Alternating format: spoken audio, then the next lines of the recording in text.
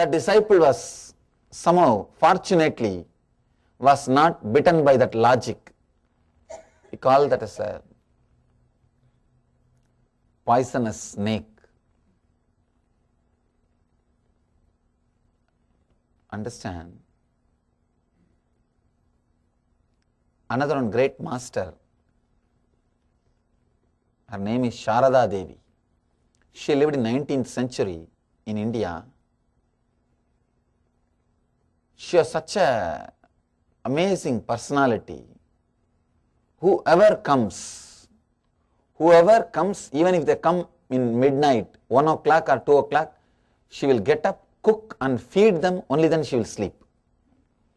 All our kitchens, in all our ashrams, we will have our photograph. I run all our kitchens in her memory. All our kitchens, whoever comes, we share whatever we have in memory of her dedication, her devotion to this great Vedic tradition.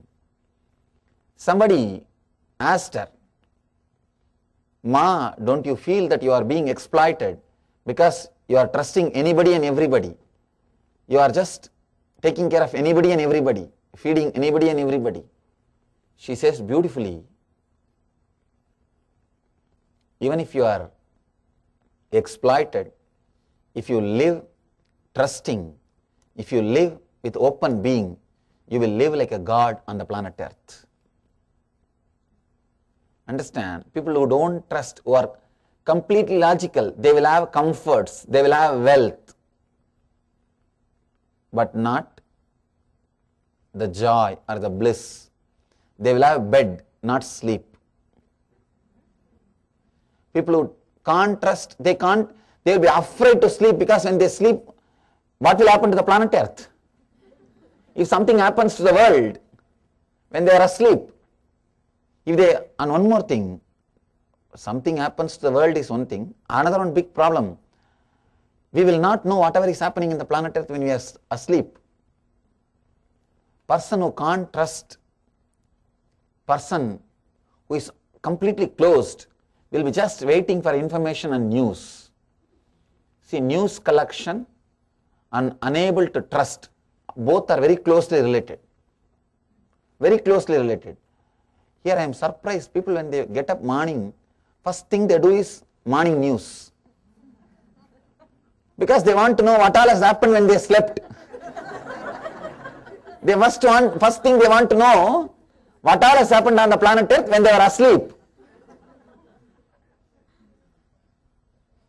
God. They are afraid that something would have happened. Anyhow, because nothing can be done. See, when I say anyhow, I just accept what can be done. Beautiful truth. Sharada Devi says, a person who lives with open being, sharing, trusting, he lives like a god on the planet Earth. Even though he may not have the outer world. And I tell you, anything juicy in the life comes at the moments when you open yourself. Whatever you call it as juicy, love, life, excitement, energy, including enlightenment. From love to enlightenment, anything rejuvenates you. Anything gives you the feeling the life is worthy, happens to you only when you open up. If you open up to the person who is in front of you, who is next to you, you experience love. If you open up few people in front of you and who are away from you, you experience compassion. If you open up to the whole universe, you experience enlightenment. That's all. Anything great worth mentioning happens to you only when you open up. Opening up even to a small statue or an idol can make so much in you. Understand? To whom you open up is not a big thing. To whom you open up is not a real thing. Don't bother.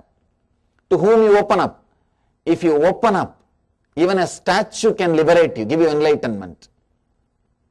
The life of Ramakrishna, great enlightened master, he became enlightened just by opening himself to a Devi Murti, a statue of a Devi, goddess. It's just a statue. He opened himself.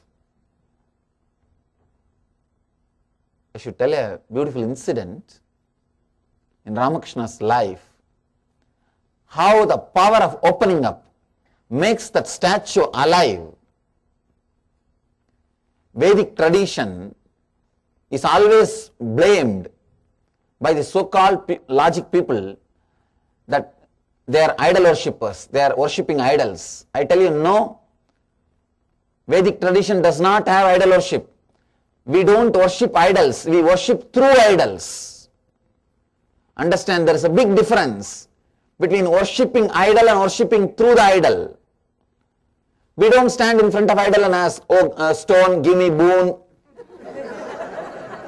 Oh metal, give me enlightenment. No. Oh Shiva, give me enlightenment. Oh Krishna, give me jnana. We worship through the idol. When you open up, when you really relate, you will realize the power of the idol which is in front of you. Anything can act as a medium to the existence, to the universe. Beautiful story in Ramakrishna's life. I always tell people, if you go to India and Calcutta, you should go to the place where he was doing his worship. That place is called Dakshineshwar. Still the temple is there. Still that same idol is there. You should go and see how enlightenment can be created. Enlightenment can happen just with a 3-foot idol, marble statue. You will be surprised. Let me narrate an incident, because this incident can't be called as a miracle. Still we have an evidence for this incident. I myself have seen the evidence. Possibly you can see if you visit India. In India, the habit of putting the conch bangles, bangles made out of conch shell. They will cut the conch shell and make bangles. They will put that bangles on Devi Murti, means the hands of the goddess statue. This goddess has got 4 hands. In one hand she is holding the head of a demon, means that is the ego cut. When you cut the ego, you become enlightened. To show that she is having the head of a demon in the hand, just to show that remove your ego, symbolically. In all other 3 hands you can put the conch bangle. In this hand it won't enter, because the statue is made in such a way that she is holding that head.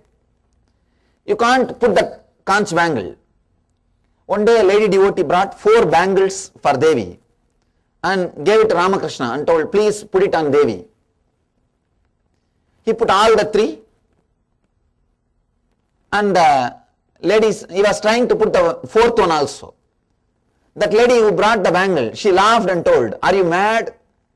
You are trying to put the bangle on her hand. Bangle is small and the hand is big, because she is holding the head. But Ramakrishna said, no, that is okay. The story says, Ramakrishna came out of the shrine, and when the lady saw, the Devi was already wearing the bangle. The bangle was in the hands of Devi. The lady was frightened, shocked, surprised. And she asked, how can you do this? Did you break the bangle or did you break the statue? He said, go and check. She went and checked, the bangle is there as a single piece. It's not broken, it's not cut and pasted. No. Those days there was no Fevicol. And the statue is not broken. No. Impossible. How can it happen? She asked Ramakrishna, how did it happen? What did you do? How the bangle went inside the hand? Ramakrishna said, no, just I told Devi, drop the head. She dropped it. I put the bangle. Then I told her, please now hold. And she's holding now, that's all.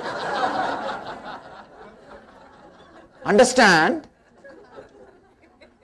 Please, if you go to Dakshineshwar, still you can see the bangle unbroken. And the statue which is not broken. Big marble head. The murti is made out of single piece marble. When I went there, the Swamis will be allowed to go inside and touch the deity. I touched and saw. I just tried to rotate the bangle because I'm not the guy who believes so easily. No, I tell others, but I myself don't believe easily. No, I went and did that. I just tried to roll. And I was shocked. My eyes started pouring. The same statue, see the power when you open up. When you open up, not only you become alive, even to the person or the object to which you open up, it also becomes alive. Understand? You can't relate. I know many people are now struggling to relate with the story which I expressed. It's very difficult telling that the statue left the head. After a few minutes it started holding. You can't. It's very difficult to understand. Logical people will think, oh, what is he talking? How can this be? They will naturally ask for photograph, videograph, scientific research. And they will have their own theory. Maybe the Ramakrishna was hallucinating. He needs psychotherapy. Or there must be a small cut in the bangle. You can have stories. But very difficult unless you yourself experience how to justify. Actually, when I entered inside the shrine to check, I never thought I'll be completely broken. I'll be completely shaken. Because I thought, must be somewhere one corner there should be a small break. And they would have pasted it with some traditional gum. Because in those days Fevicol may not be there, but there must have been some gum. I was trying to move that bangle at least 10 times. That Pujari was standing and laughing at me. Pujari means the person who does puja. The Panditji is belongs to same family of Ramakrishna. He was standing there and laughing at me. That he knows the story and he understands that I am checking. I am just checking. No logic. But still the proof is there.